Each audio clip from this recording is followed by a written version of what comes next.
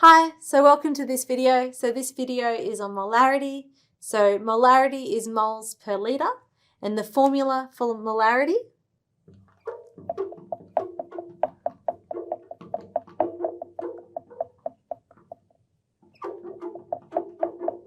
is moles per volume. Now that volume is litres. Okay, so molarity is a way of writing concentration. So you might see it C equals N divided by V. You might see it as M equals N divided by V. They all mean the same thing. So if you're using M for molarity, C for concentration, it is a concentration. So how do we use this formula?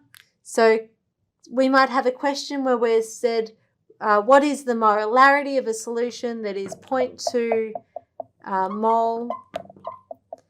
moles in 2 litres. So what is the molarity? So the molarity is the moles divided by the volume. So it'll be 0.2 divided by 2, 0.1 big M, so moles per litre, or I could alternative write moles per litre. Okay, so I might be asked in a solution that has the molarity of 1 and the volume is, say, 200 mils. What is the number of moles? Okay, so then I go C equals N divided by V. Number of moles is what I'm finding out. So bringing this to the other side, CV equals N. Therefore, the N equals 1 times 200 mils. So it'll be 200 moles per litre. That's wrong. What did I do? This is in mils. What did I say? Moles per litre. So I need to change that.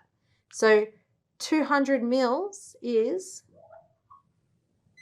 0.2 litres. Okay, so 0.2 litres was what I would put in here. Now the reason I knew I did a mistake there is because moles is a very, very, very small number. Okay, if you have a large number, there's something wrong. So 0.2 moles. And this is where that C1V1 equals C2V2. Concentration and volume equals the number of moles. So when we have multiple solutions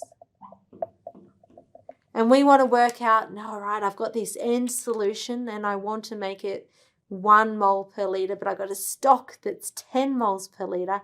How much of that do I need to put into this one and dilute it to make that? Now, the key to this formula is the amount that I'm taking out is the amount of moles that I'm bringing into the next one. So that's why C1V1, the moles that you're taking from the first solution, is going into that second solution. Now, when we do this formula here, moles equals moles. Now, the volume here, I had to have that in litres. Whereas with this formula here, the volume technically should be in litres, but millilitres or litres works out fine. You get the same answer out. You just get it out in millilitres or litres. So let's look at, I've got a C1, let's do what I said. So I've got a 10 molar. C2, I want to make a 1 molar. How much of that 10 molar do I need? I don't know. And how much am I making that up to? How much am I making that up to? Let's make that up to 200 mils. Let's leave that in mils. So I've got 10 times V1, that's what I'm trying to find, 1 times 200.